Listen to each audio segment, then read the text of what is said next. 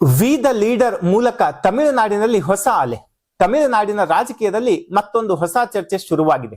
ಬಿಜೆಪಿಯಿಂದ ದೂರ ಸರಿದಿರುವ ಕೆ ಅಣ್ಣಾಮಲೈ ಇದೀಗ ವಿ ದ ಲೀಡರ್ ಎಂಬ ಹೊಸ ವೇದಿಕೆಯ ಮೂಲಕ ಜನರ ನಡುವೆ ಹೊಸ ಪ್ರಯೋಗಕ್ಕೆ ಮುಂದಾಗಿದ್ದಾರೆ. ಈ ಹೊಸ ಸಂಘಟನೆಯ ವಿಶೇಷತೆ ಏನು ಎಂದರೆ, ಯುವ ಸಮುದಾಯ, ಅದರಲ್ಲೂ ಜಂಜಿ ಪೀಳಿಗೆಯ ಗಮನವನ್ನ ಸೆಳೆಯುತ್ತಿರುವುದು. ಜಾತಿ ಧರ್ಮದ ಗಡಿಗಳನ್ನ ಮೀರಿ ಯುವಕರು ಮತ್ತು ಮಹಿಳೆಯರ ಭಾಗವಹಿಸುವಿಕೆ ಹೆಚ್ಚಾಗುತ್ತಿದೆ ಎಂಬ ಚರ್ಚೆಗಳು ರಾಜಕೀಯ ವಲಯದಲ್ಲಿ ಕೇಳಿ ಬರುತ್ತಿವೆ.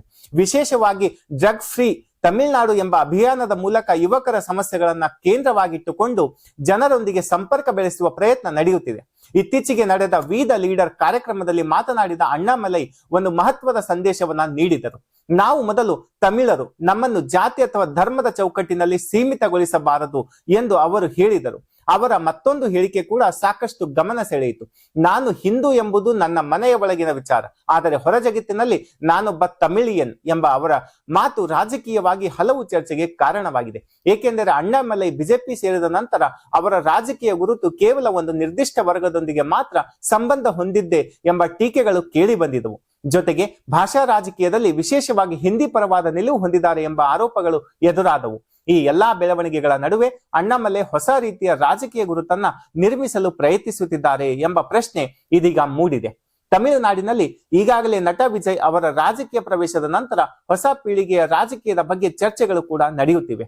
ಇದೇ ರೀತಿಯಲ್ಲಿ ಅಣ್ಣಾಮಲೈ ಕೂಡ ಯುವ ಮತದಾರರನ್ನ ಆಧಾರವಾಗಿಟ್ಟುಕೊಂಡು ಭವಿಷ್ಯದ ರಾಜಕೀಯ ಶಕ್ತಿಯಾಗಿ ಬೆಳೆಯಬಹುದೇ ಎಂಬ ಚರ್ಚೆ ರಾಜಕೀಯ ವಲಯದಲ್ಲಿ ಆರಂಭವಾಗಿದೆ. ಆದರೆ ಒಂದು ಸಂಘಟನೆಯನ್ನು ದೊಡ್ಡ ರಾಜಕೀಯ ಶಕ್ತಿಯಾಗಿ ಪರಿವರ್ತಿಸುವುದು ಸುಲಭದ ಕೆಲಸವಲ್ಲ. ತಮಿಳುನಾಡಿನ ಬಲಿಷ್ಠ ದ್ರಾವಿಡ್ ರಾಜಕೀಯ ಪರಂಪರೆಯ ನಡುವೆ ಅಣ್ಣಾಮಲೈ ಅವರ ಮುಂದಿರುವ ಸವಾಲುಗಳು ಕೂಡ ದೊಡ್ಡದಾಗಿವೆ. ಯುವ ಮತದಾರರ ಬೆಂಬಲ, ಜಾತಿ ಮೀರಿ ಸಂಘಟನೆ ನಿರ್ಮಿಸುವ ಸಾಮರ್ಥ್ಯ ಮತ್ತು ಜನರ ವಿಶ್ವಾಸ ಇವೆಲ್ಲವೂ ಮುಂದಿನ ದಿನಗಳಲ್ಲಿ ವಿ ದ ಲೀಡರ್ನ ಭವಿಷ್ಯವನ್ನ ನಿರ್ಧರಿಸಲಿವೆ. ಹಾಗಾದರೆ ಅಣ್ಣಾಮಲೈ ನಿಜವಾಗಿಯೂ ತಮಿಳುನಾಡಿನ ಹೊಸ ರಾಜಕೀಯ ಅಧ್ಯಾಯ ಬರೆಯಲಿದ್ದಾರಾ, ಅಥವಾ ಇದು ಕೇವಲ ಒಂದು ಸಾಮಾಜಿಕ ಚಳುವಳಿಯಾಗಿ ಉಳಿಯಲಿದೆಯಾ? ಧನ್ಯವಾದಗಳು.